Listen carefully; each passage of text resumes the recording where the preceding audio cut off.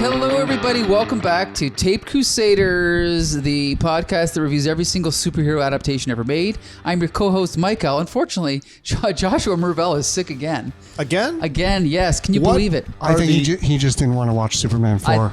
I was about to say, what are the odds of him being sick for the 2 Superman reviews? Do you know what's funny? He actually told me he did watch Superman 4, both versions. Really? Which we're going to talk about. But if you're wondering who that is on the mic, that's Champion. Thanks for joining us, Ian. Hello, everyone. I love me some Superman. All right. And also back is our Superman expert, Jordan Krug. Thanks for joining us, Jordan. Happy to be back. I'm sorry it's with diminishing returns with each subsequent film, but... So we're going to travel back in time to the 80s when Hollywood only understood Superman, and that was it. There was no Batman movies. There was no Marvel movies. There was no superhero movies. Wow. There was nothing. Batman was 1989. That was 2 years after this, though. But at this point, I'm saying at this point, in 1987, Hollywood... Let's not forget about Doc Savage. Okay, yes, true. That's what's funny is in the 90s, even, we'll talk about this in a future episode, but even after Batman hit, you would have thought that the studios would have, went to DC and said, give me what else you got. No, they tried. They tried with Dick Tracy. They tried with But that's the weird lesson, is instead of going, let's get the rest of DC's heroes and all of Marvel's, they're like, no, it's pulp heroes. They want Dick Tracy. They want, the Shadow, the Phantom. All these characters no one cared about for 80 years. You know what I mean? Like, okay, let's invest our money in those. But anyway, we're here to talk about I believe the correct expression is the red-headed stepchild of the Superman franchise. Yes. Superman 4, Gene Hackman's quest for another paycheck. Ooh. Gene Hackman somehow aged 20 years in between Superman 2 and 4. Not looking good. No offense, Gene. You're a great actor. So to give the backstory, Ian, I'm not sure if you noticed, this film was of slightly less quality than the first 3. I may have noticed some of this. Okay. So this was it wasn't even Warner Brothers. It was Canon. Yeah, so basically the producers of the first 3 movies, I think they saw the third movie didn't perform quite as well as the first 2, and I think they were like, we gotta cash out while this thing still has some value. Sure. I think by the time you get into the 4th movie in a series, it's a lot. It's an uphill climb to sort of keep doing something interesting and new and different. And I don't think they wanted to put in the effort. I think they're like, we've got a gold mine here in terms of like a property we can sell. And I think they sold to the highest bidder, which happened to be the lowest quality film production company in Hollywood, Canon Films. With 2 N's, yes.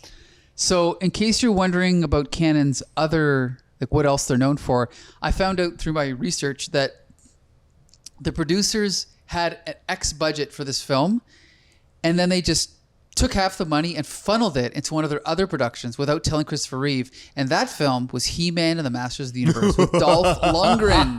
Oh my God. So I saw that in theaters. Yeah, so did I. Canon was kind of like, if you took Roger Corman out of the 60s, right? Sure. And he was doing crazy low budget films. But Roger Corman had Martin Scorsese working for him. He had Francis Ford Coppola. Jack he had Nicholson. Peter Bogdanovich, Jack Nicholson. Canon had nobody.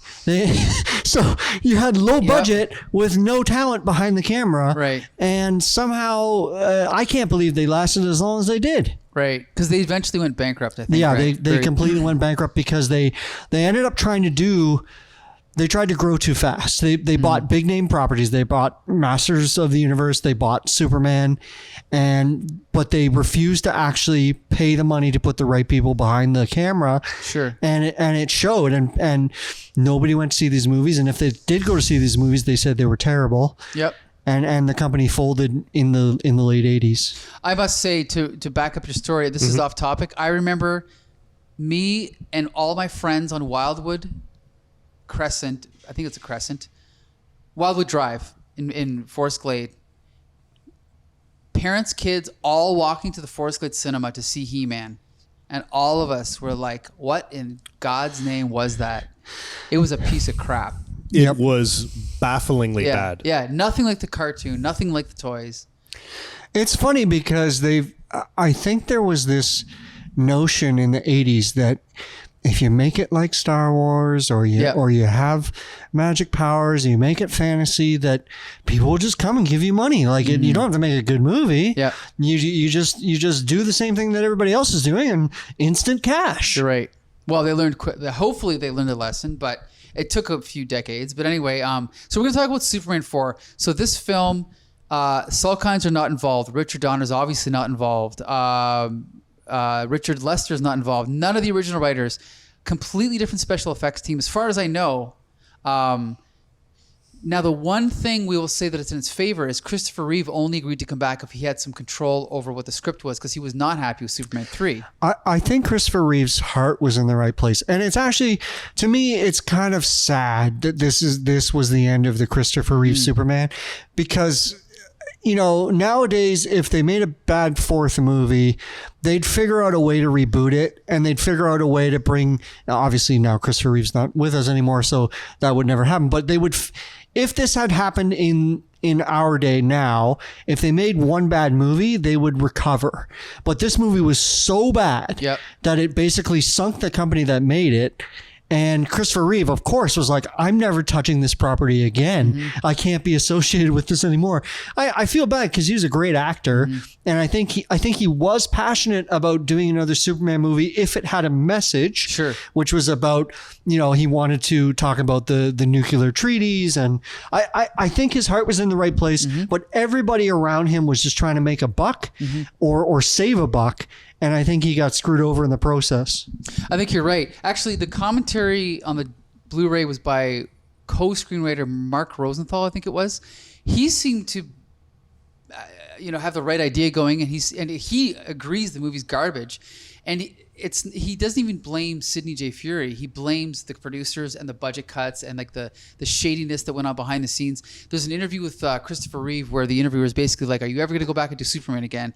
And this is after Superman 4, and he's like, "Oh no, Superman 3 I didn't like, Superman 4 I didn't like." And then the interviewer says something along the lines of, "Oh yeah, you know what? Just give me my paycheck and I'll go home." And Christopher Reeve actually stopped him and he said, "That's not what I was thinking when I was doing it.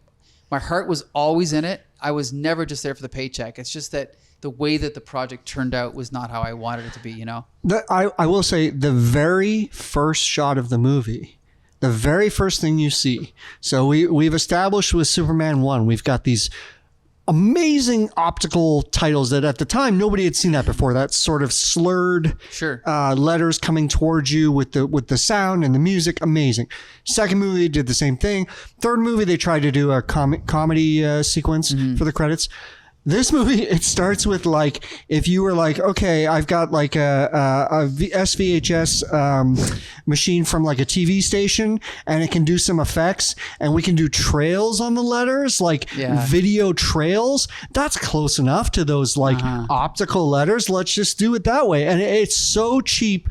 Like from the very first frame, you're like, wait a minute, what the hell happened? Yeah, that reminds me of like having a camcorder when I was in the 8th grade and like pointing it at the screen that I was recording and just having that weird tunnel effect. Yeah, there was this thing called a video toaster that you could order, and it would give you like these music video effects. I got one in my basement. There you go. Really? Wow. And so anyways, the credits were done like about as cheaply as you can imagine. And you're like, but all you had to do was follow the same formula that they did before. Right. Now, to be fair, when you said first shot of the movie, the first shot of the movie is actually a Soviet space station coming, because the credits happen after that scene. My apologies. That shot is actually pretty good. Right. Immediately after that, it gets dodgy when we meet the Russian cosmonauts, not astronauts, and then something goes wrong. Some space debris hits them. The one guy tumbles into space. Superman comes and saves them. And this is, even as a kid, I appreciated the fact that Superman can speak Russian. He knows he can speak any language. To be honest, the opening's not that bad. It's pretty good. It's okay. I got a chuckle out of me too, right? Yeah. When they're like, "Hey, why don't you sing on Earth?" Like on Earth, they tell me to sing in space. Yeah, that was okay writing. It's cute. So, Ian, since you're the plot master, why don't you tell us what happens in the rest of this abysmal film? Oh, my goodness. My goodness. I'm all Supermaned out. What does happen? If you need us to jump in and help, feel free to I'm going to need you to jump in. After this... So, basically... Well, I can help you. Yeah, go ahead. So So the plot is do you need our help now? Lex Luthor is back. Lex Luthor has decided after he's escaped from prison, he's decided that he's going to clone Superman in order to defeat Superman. Right? Yeah. So he clones him. Now I'm going to talk about the full plot of the movie, like the director's cut. Sure. So he clones him one time. It turns out to be a really dumb character. Mm-hmm. That character is defeated. He clones him again. He takes that character's what's left of him. He shoots it into the sun. Then we get Nuclear Man, and Nuclear Man is actually a good adversary for Superman. He's actually it's not like the supervillains in Superman 2 where they have the exact same powers. He actually has some different powers. He has a fundamental weakness, which we'll get into. Mm-hmm. Superman gets scratched by Nuclear Man. He almost dies. He recovers using, they reuse so when in Superman 2, when his father's like, his father or his mother, depending on which version you use, is like, here's the last green crystal. You can use it to another last green crystal. You can use it to reverse whatever you did, whatever you fucked up. Use this green crystal to fix it. So he finds another green crystal at his farm where the spaceship was, and so he uses that to get better. And then he defeats Nuclear Man, and the rest, as they say, is cinematic history. Yeah. And there's also the subplot of ridding the Earth of all nuclear weapons. The quest for peace. I forgot about the whole reason that Christopher Reeve made the movie. So yes, Superman. Sorry, Chris. What does he do? He tell our listeners. Well, there is a nuclear escalation, and it's on the news, and some kids at school watch this depressing newscast about how and then the world's worst child actor writes a letter to Superman. I'll tell you what Superman can do. So then Superman comes to his class and tells him, "Sorry, kid, I'm not going to do this. Go pound sand." So he's eventually shamed. There's a C plot where the Daily Planet has been purchased by a sensationalist tabloid producer. So they publish a story that Superman tells this kid to drop dead. Superman is shamed into taking this letter to the United Nations, where he decides, you know what, guys, I'm going to rid the planet of all nuclear weapons. And for whatever reason, at this moment, all of the nations that possess nuclear weapons start firing them off, and he catches them in space, fills a giant net with them, and hurls them into the sun. It's awesome. Which, as I'm watching this, I'm thinking, you've got a lot of missiles that you've just caught out of the air. Like, are these just whipping around up in space? And I like that their idea is to take all the nuclear arsenal that the planet has and fire them into the one thing that's giving everybody life. And yeah, good point. Yeah, like they didn't know what was gonna happen. Yeah. At least send them into like Jupiter or something. Yeah. You're right. Good point. So yeah, that's pretty much the movie. So let's just go through this plot. Okay, so first thing that happens, Margot Kidder's back as Lois Lane. Right. Yes. Looking. Yeah, I don't know. I like happened. Margot Kidder, but I don't know what drug she was taking or what. She's giving me some biker bar vibes in this film. Yeah, it was different lighting, different makeup. Yes, I'm sure she was a nice person, and I don't mean to say she's only about what she looks like. And this is 10 years after the first movie, to be fair. And if we're gonna get harsh, even Christopher Reeve looked noticeably older. Well, Christopher Reeve didn't bother working out for this movie. Interesting. He's way skinnier than like in Superman 3 he was at his biggest. Sure. And in Superman 4 he's back to, if you watch the sort of audition tapes for the first Superman movie where he was kind of skinny theater actor.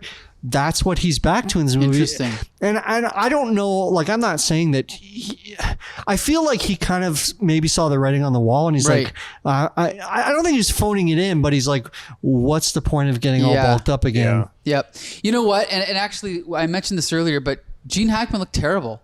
He looked like he had what are those called? Liver spots on his forehead.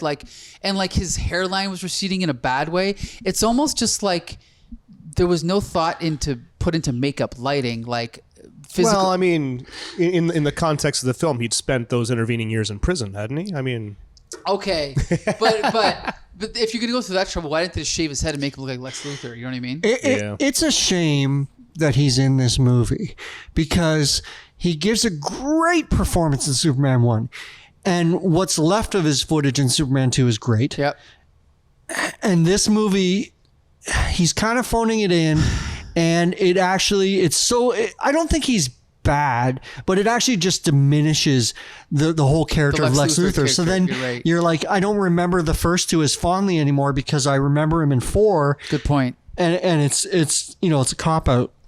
And by the way, the actor that played his nephew, he's an okay actor. John Cryer? John Cryer from, was it Weird Science? Yeah. Or no, Pretty in Pink or 16 Candles. Right. One of those. Yeah. He's okay. His character is one note. Yeah, one note. Now, I don't know if you know this, but that actor went on to play Lex Luthor in Superman and Lois. Did you know that? I did not know that. The current iteration of Superman, yes. Yeah. And he actually does a pretty good job, surprisingly. He's a pretty good actor. So anyway, like we said, so Daily Planet is bought out. Yeah, the very beginning of the movie, since we're sort of at the beginning. So his nephew shows up. Lex Luthor's nephew shows up. That's horrible. He's got a remote control car. The prison guards are enamored with this car. They can't. Whoa, we've never seen a car like this. They can't believe this car. He wants to show them the sound system, which is literally horns coming out of the side of the car. Out of the outside, pointing back inside. So they get in the car. He locks them in the car. They're freaked out. He drives them off, 100-foot cliff. Right? We hear the car. Less than 10 seconds later, these guards that were in the car that we saw go off the cliff, we saw the car smash. We saw, they're dead. Yeah, they're right? dead. In any other world, they're dead. Sure. Less than 10 seconds later, after he's talking to Lex Luthor, they climb out of the chasm.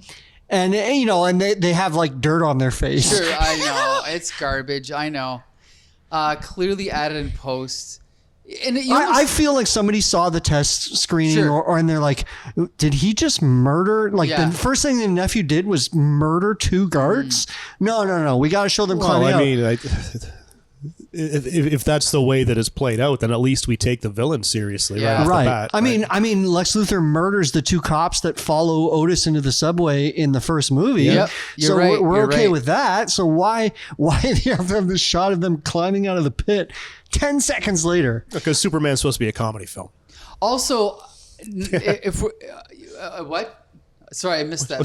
Superman's supposed to be a comedy film. Well, first of all, even if it goes through the effort of the reshoots, it's like you said, why is that their focus, right? Right. But anyway,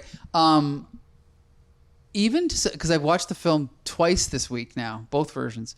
The blocking is even bad when the nephew's rolling up in his car that's playing "Whole Lotta Shakin" by Jerry Lee Lewis. At that exact moment is where the 2 cops run over. So it's bad directing because the car is driving towards the camera and then the cops run into the shot coming the same direction towards the camera. It would have been smarter if the cops were already there, if they came to it's just bad directing, Yeah, I have another example. And it's kind of like so many missed opportunities for just coverage. They're in one of the deleted scenes when Superman actually goes to the school to meet the boy. So he comes in at the door and you get a little bit of a sense of the kids like, oh, it's Superman, blah, blah, blah. But then the kid that he wants to talk to is at the far side of the room. Sure. So they just stay on the wide shot as he walks through the classroom. He goes all the way over the desk. Any other director would be cutting to the kids, looking up at this amazing guy. Oh, it's Superman. Or you'd have these low angle shots of Superman coming through frame. Yep. But no, they just stay on the wide shot and he just kind of walks over. Yeah. It's literally 10 seconds for him to cross that distance. Mm-hmm. Yeah, it's that kind of it's very journeyman, okay, we got the coverage. There's not a single shot in the movie that's creative or you're like, what a great shot, what a great idea. None of that. It's covered like a soap opera. Yeah, good point. I agree. So from there, we learn about Lex Luthor's plot. Then we get the scene again. Now Lex Luthor is the world's smartest man.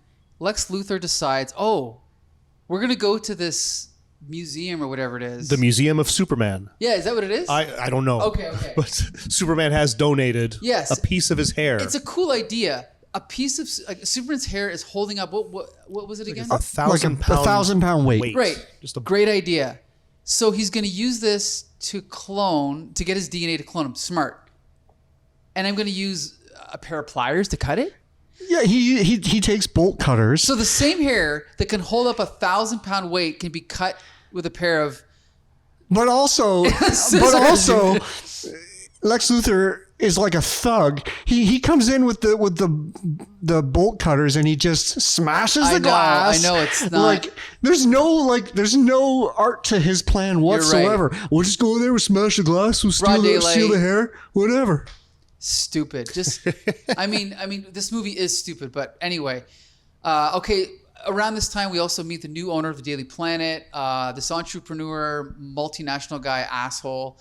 By the way, as I was watching this movie, I am reminded that you and I watched all 4 Superman movies together at one point, like 20 years ago. Do you remember this?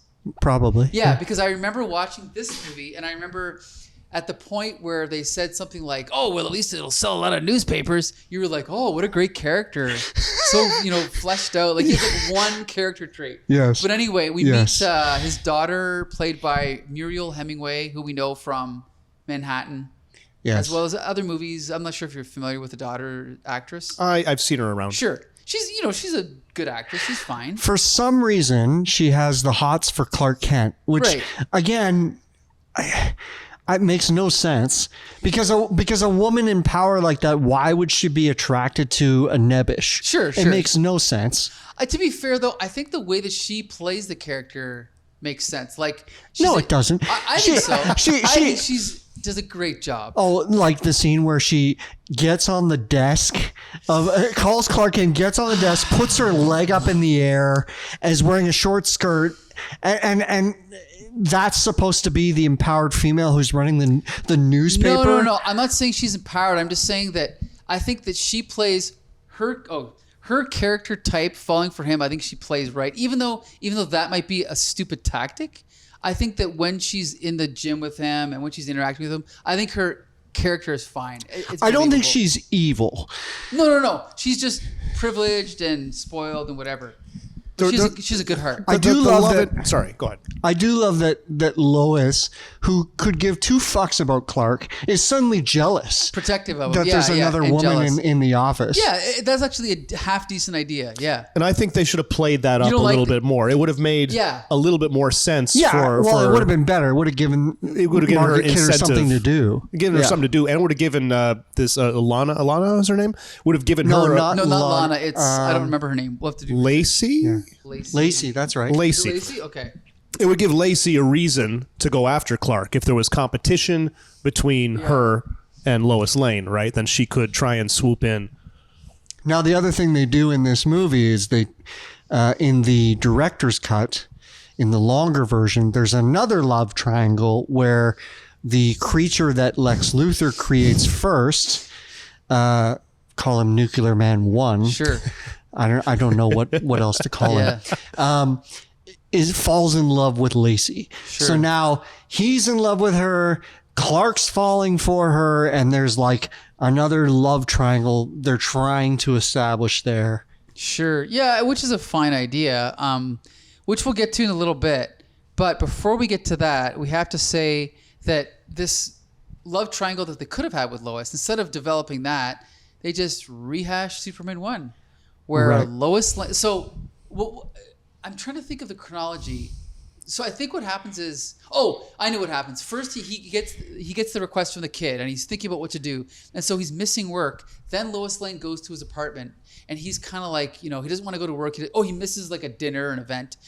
And then he wants to talk to Lois Lane, but he wants to talk to someone. He has no one to talk to. So he just grabs Lois Lane and takes her for a flight, restores all of her memories from Superman 2 and 1, takes her for a flight that's actually longer than the flight in Superman 1. So in Superman 1, when he flies with her, right, there's a moment when he lets her go and she plummets, and then he saves her. And then there's another moment where he's flying with her and you can you can sort of believe that her momentum or trajectory would allow her to sort of fly alongside him based on, how fast he's going. He's kind of, but in this movie, he literally lets go of her. I know. She doesn't plummet. No. She flies. She flies with all the grace that Superman has. And in the director's cut, she flies through the city. She flies through the mountains. She's flying with no help from Superman whatsoever. And it makes zero sense. And I cannot believe that they put her up on a gimbal and they put her on a soundstage and they set up a green screen and they had her flying and nobody said, wait a minute. How does she have the same flying powers as Superman? Exactly. It's so freaking bad.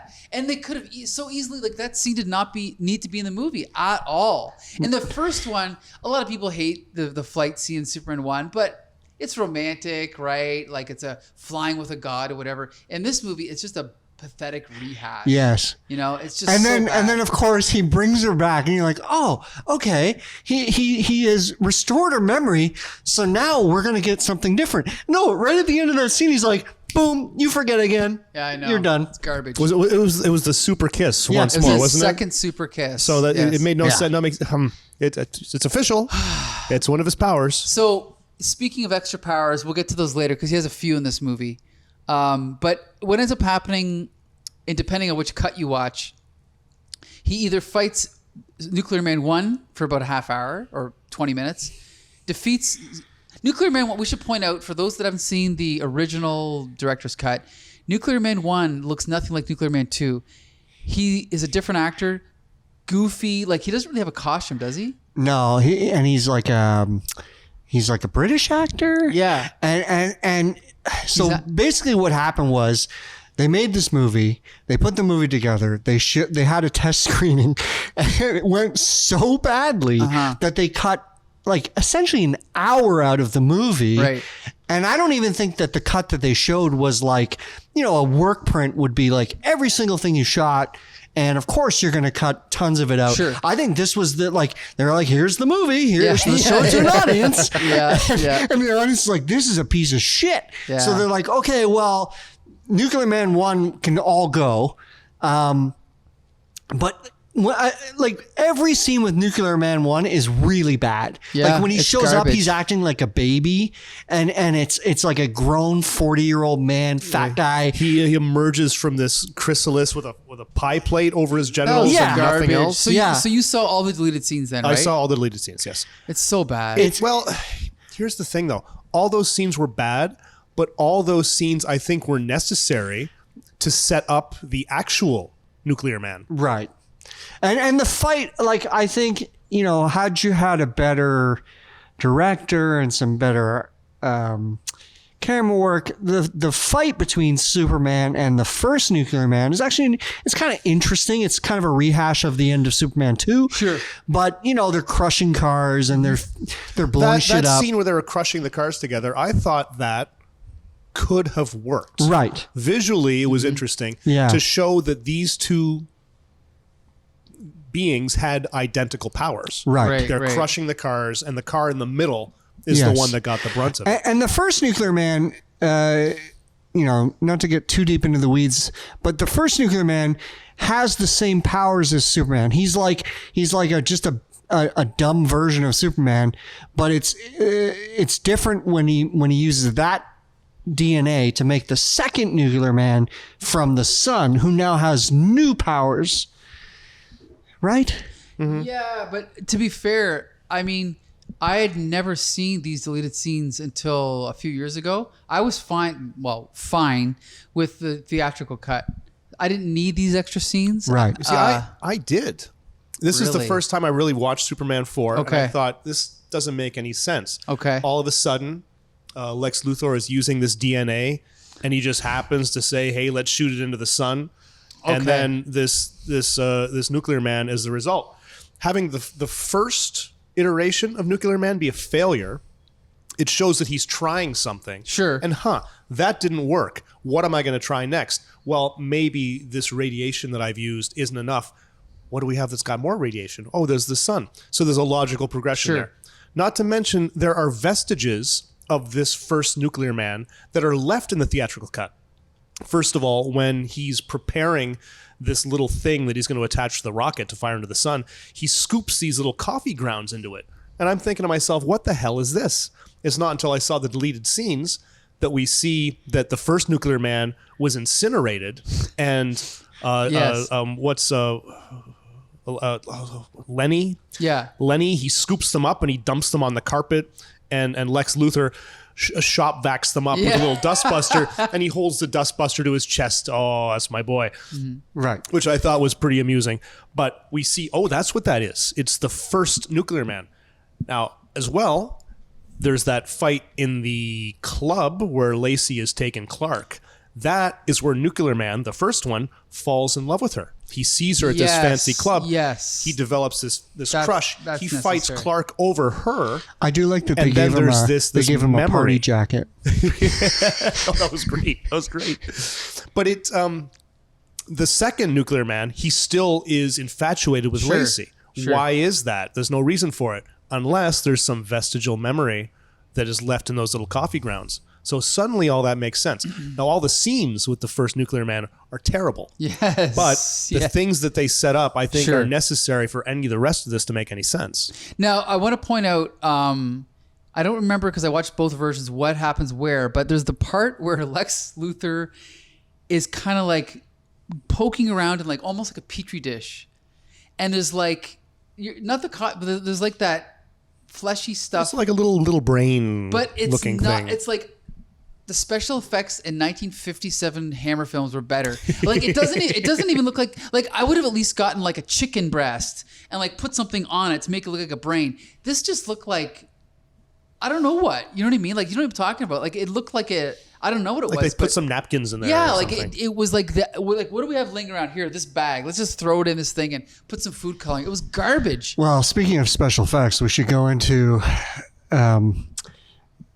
what a diminishing return of quality this film is in terms of special effects. Now, they ran out of money. Yeah. So there's a shot of Superman flying towards the camera. It's worse than any shot that's in the 1977 film. This is 10 years later after optical printing has been around for 10 years. Yep. And it's a shot of Superman flying towards the camera. And they use it like 7 times in the movie. Yes. Right? Superman all of a sudden has more powers again. The Nuclear Man knocks down the wall of China, and Superman rebuilds it with his mind. With his mind. Oh, it's horrible. He doesn't even use the laser pointer finger that we saw Superman 2 villains. Super Mason. So if he could rebuild shit with his mind, he doesn't have to, like, why does he have to, put things back into place in the damn Superman 1? Crap. Why does he have to do anything? He rebuilt it with his mind. And you know what else? It makes it even more embarrassing is that when he rebuilds the wall, there's all these tourists there and they're like, hey, Superman. You can see Christopher Reeve kind of go like, yeah. Like, it's embarrassing. It's the worst scene. Like, it's the most not worst offensive scene in the movie. Yeah, all the blue screen is terrible. It's garbage. And they reuse shots, and it's like you literally they hired somebody's nephew who said he could do the effects for $8. And the thing is even if the effects are bad, whoever was in charge of them could have put some effort into them. But they're not 1987 bad, like, oh, they hadn't quite got there yet with computers and that. Right. And no, they're bad. Like if that movie had come out in the 60s, you're right. They're bad. You're 100% right. even if you watch we'll talk about the director's cut in a minute, but there's actually blue screen shots where you can see like the studio. Remember that? Yes. Now, granted, I'm not going to fault him for that because that's not the final product. Right. But it is interesting that, I don't know. I mean, there must have been blue screen in the first two, but it was mostly wire work, I think, right? Well, no, there was blue screen in the first two. Tons of blue screen, okay, yeah. It just looked 1,000 times better. Okay. So anyway, getting back to the plot of this movie. So Nuclear Man comes again. Now we talked about Nuclear Man. Not a bad supervillain. Are you talking about Nuclear Man 1 or 2? Nuclear Man 2. Yeah. Okay. Nuclear Man 2 is actually an interesting idea. Like, okay, his powers from the sun. He's powered from the sun. He's got these retractable nails. Why? Why? I don't know what, like, Okay. For scratching. Yeah, for scratching, I suppose. The actor they hired is like, I guess he's good enough for what they're doing. He doesn't do much, but he looks cool. Yeah, he looks cool.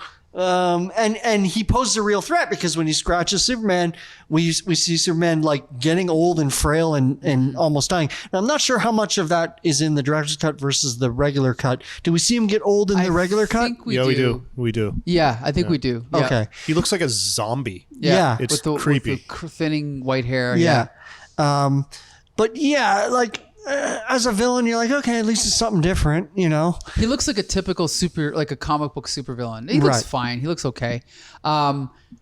So we should say, just to kind of back up, the setup for the Green Crystal, when the scene at the beginning when Clark is talking to the guy about selling the property, it's a fine scene. Yeah. It's not a bad scene. It's kind of nice because you're like, oh, nostalgia. I remember that farm from the first movie. Yeah. Right. It's a fine scene. But then when they go back to later about getting the Green Crystal, it's such a rehash of 2. Like, again, it's like... and it's like early in the movie, and she's setting up the whole fucking payoff. She goes, you know, if you ever get into trouble, you got this Green Crystal. I mean, nothing's going to happen. You're not going to get into trouble. You won't need to use it. You'll never use it. You'll never need to use it. But if you do, it's here. Yeah, exactly. And we'll explain this now so that later you know where we got it. Yeah. And by the way, did I not hear Marlon Brando's voice in one of the cuts of these movies? Am I wrong? I thought I did. Because in the theatrical, you see other Kryptonians' faces, but I'm pretty sure maybe it was the theatrical. And granted, that's a fan edit; it could have been added in. You mean the director's edit, or not the theatrical? They wouldn't have paid for Brando. Not the theatrical. The fan edit. Okay, let's just talk about that now. So, the movie is released at about 90 minutes in length, and then years ago. No, I have the comic book adaptation. The comic book adaptation is drawn by Kurt Swan. It's a great adaptation, but there's all these extra scenes in it. And I'm like, what happened to all these scenes? So back then, pre-internet days, there's only rumors of all these extra scenes that no one's ever seen before. Years go by. Well, and everybody imagined that, there's a good movie out there somewhere. Like, we didn't get to see the good Superman for it. We saw what, the studio hacked it down, and I bet you there's a great longer cut of it. With Superman 2, the Donner cut, you can argue, there is a great other cut somewhere in all that footage. Whether we ever got it or not is another debate.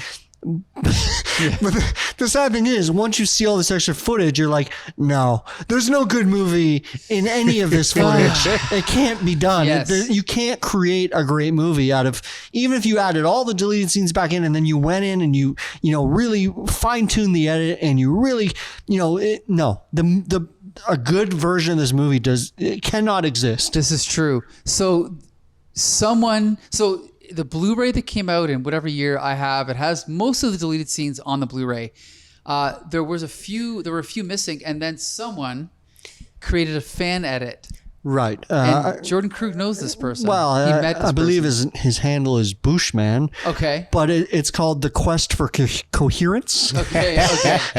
And he tried to string together as much as he could. I think that there's, not only is there the deleted scenes on the Blu-ray or the DVD, I believe they also did an extended TV version at some point, and that has little bits of scenes, little snippets of scenes. You mentioned the comic book. There's, stills that survive. But again, it's kind of a lost cause. There's the direction and the writing is so bad that there's no way to recover this movie.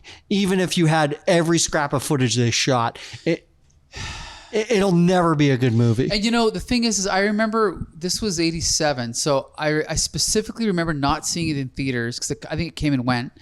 I did see it on video. I remember very vividly going to the local video store. Right. And I had seen the first 3 Superman and I was like, there's a 4th Superman, and the box cover has it had a pretty good painting, and it had little squares with all the actors. Like, they got Gene Hackman back.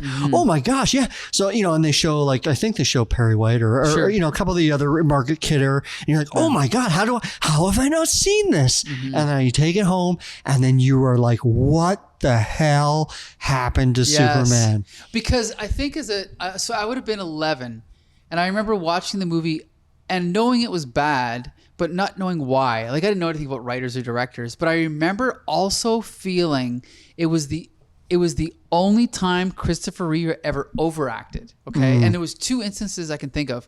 One was, it's a good idea for a scene where Lois Lane and, is it Lacey? They have a double date with Clark and Superman at the same time. And it becomes an episode of Three's Company. Yeah. Where Jack Tripper has to play his brother, the cowboy. Right. Anyway. And it's like, okay, so now Christopher Reeve has to be Clark Kent and then walk away and then fly into Superman. It's a good idea. But the part where they go back into the ground floor and Clark Kent's walking back with Lacey, and then there's like what is that called? Luggage cart? The luggage cart comes and scoops him up, and he's like, oh, excuse me. That's the one. Even as a kid, I was like, ugh, that's bad acting. Right. It's bad overacting. The other part was in the same sequence, I think, when he knocks over the phone, and then he picks it up, and he's like, oh, hello, and then he hangs it up. Again, it's hammy. It's the only time Christopher Reeve was hammy. Yeah, I think it's just direction. Like, again, if you watch any edit of this movie, it's just like long master shots. Right. You know, you can tell that they didn't have the budget to do proper coverage, and the editor just slapped it together using a lot of masters. It's so sad that this is the end of Christopher Reeve Superman. Right. Like, you know, with the Wolverine movies, none of them were really good, but we ended with Logan. Yep. And you're like, oh my God, at least all of that effort, all of those great performances by Hugh Jackman, we never really got a good Wolverine movie, but at least we got Logan. Sure. Right? And with Superman and Christopher Reeve, even though everybody will say, Christopher Reeve is 100% the best Superman there ever was. Right. It ended with such a whimper. Yeah. You know, and then it's, you know, we obviously, with circumstances being what they are, we're never going to get anything different, you know. You know, that it's funny you should point that out, because Logan it wasn't a masterpiece, but it was a good movie, a good way to end the character. Of course, now he's coming back for Deadpool 3. But anyway, if Christopher Reeve could have had that old Superman, you know, near the end of his life movie, that would have been amazing. It would have been great. Yeah, or just like even if they had brought, like, as much as Superman 3 is nowhere near as good as the first 2, even if they had stayed with the same producers and brought Richard Lester back and done another Superman movie with the same core team, I think that would have been, I know that would have been better. Even if it was still not as good as Superman 3, which is already not as good as Superman 2, which is already not as good as Superman 1. But this is such a drop-off in quality that it actually sort of diminishes the other 3 films. It's so bad. I agree.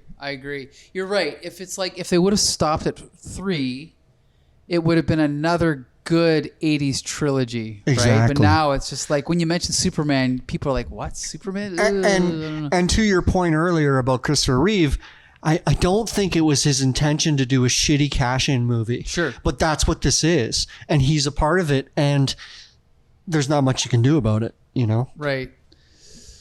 Oh, boy. So, Champ Ian. Yes. You watched both versions of Superman 4. I kind of watched both versions. I watched the deleted scenes. I watched the theatrical cut. I started watching the quote unquote director's cut earlier today. I put it on VLC. I was playing it through at twice speed, and then I noticed the difference in quality right away. That these are just like dailies or something. Right. And you can see pick these out. So I put it back down to normal speed, and I just kind of skipped through until I found, here's one, and I just kind of watched. So I watched the scenes. Yeah. Any improvement? Oh, I'm going to say 100% improvement. Okay. But I would say, like, the theatrical cut is a shitty movie that makes no sense. And the director's cut is a shitty movie that makes sense. Yeah, so I would take that 100%. over the other one. In my opinion, it bumps it up from like a 2 out of 10 to a 4 out of 10. Sure. Right? Now, which is a huge improvement, but it's still a garbage movie. Yeah. Now, when we say director's cut, there isn't actually something you can go out and buy. Sure. To watch the director's cut. You can watch the regular cut and then watch the deleted scenes unless you can track down a fan edit that integrates them. Sure. But it's sort of telling that even with this fan edit director's cut that had noticeable portions of it that are just the comic book panel. Yes. Like, read this for a minute because this explains what's going on. That improved the movie markedly because there are so many things that just don't make sense, right? Like the scene where Superman comes to the school to tell this kid, yeah, sorry, I can't do it because I promised not to get involved with the politics of this planet. That's only in the right in the fan edit. And it's essential. It is essential because otherwise it's just like, why is the Daily Planet publishing this headline, oh, Superman tells kid to drop dead? Well, because he kind of just told the kid to drop dead. Right. We just didn't see that. Right. Now this makes a little bit more sense. Now we understand why he's second guessing his decision. Right. Some of the parts that they cut out made sense, but things like that, you're right. There's no reason to cut them out. At that point, I think they went, let's get it, because I think it's exactly 89 minutes. And I think maybe not today, but back then there was a lot of like, well, if we make it 90 minutes, they can play it 3 times in one night versus 2 times in one night at a theater. That's what they were thinking about a lot of times when they were cutting down to the minute of like 90 minutes, you know? So I think that's what it was. I think it has to go down as one of the worst sequels in film history. And there's a lot of competition for that honor. Yeah. But it is a cliff drop off from the third one, and the third one wasn't that good. You know, because even if you compare it to Batman, I mean, Batman Forever and Batman and Robin are not nearly as good as the first two, but they're still Hollywood level blockbuster productions. Yeah, they're not embarrassingly bad. This is embarrassingly bad. Yeah. On basically all levels. I have sympathy for Christopher Reeve because I think he went into it with good intentions. Right. But the end result is what it is. Poor Mike is depressed now. Well, it is sad, because I try to get all of my pals into Superman films, but there's always, when we get to this one, there's always the preamble. Like, you got to kind of go in knowing what you're getting. And this movie is so bad that William Hootkins, who is... he's a pilot in Star Wars. He's great. He's Porkins? Porkins. Yeah. He's an army lieutenant. He works for the government in Raiders of the Lost Ark, and he has that first meeting with Indiana Jones in the school. He's great in that. And he has the famous line, "Top man, we're gonna." Yep. Top man, great. He's Lieutenant Eckhart in the first Batman movie. Right. So greasy. That's right. So greasy. And he's so greasy and he's great. So that's like, I'm like, this guy can never be bad in a movie. Yeah. Well, he's in this movie and he's bad. Yeah. That's how bad this movie is. Oh, that's him, isn't it? That's One of the arms dealers. One of the Can you arms believe dealers. That? Yep. I didn't know that until like 5 years ago, but that's him. I didn't know that until incredible? 5 seconds ago. Yeah, I know. Amazing, eh? It all ties together. Okay, there you go. We want to thank Jordan Krug, our Superman movie expert, for joining us again. Glad to be back, although I'm sort of glad this is the last one we have to do. Although, if you've been listening to this podcast chronologically, in between our review of Superman 3 and Superman 4, we did Supergirl, which Jordan also joined us on. Do you remember that, Jordan? Oh, yeah. Yeah, it's a masterpiece. No, I mean, do you remember recording the episode? Because you were on that one. Yes, of course, great. yeah. Okay, so anyway, we want to thank Champion for joining us. Thank you very much. Yes. I'm glad that it is only up from here. It's got to be. It's got to be. Let's hope. We got some good ones on the way soon. Stick with us for every episode of Taped Crusaders at comicbooksyndicate.com. We're doing every superhero adaptation ever made. Hopefully Josh is not sick in our next episode again. Here's hoping. But anyway, join us for the next one. Until then, see you later. Bye.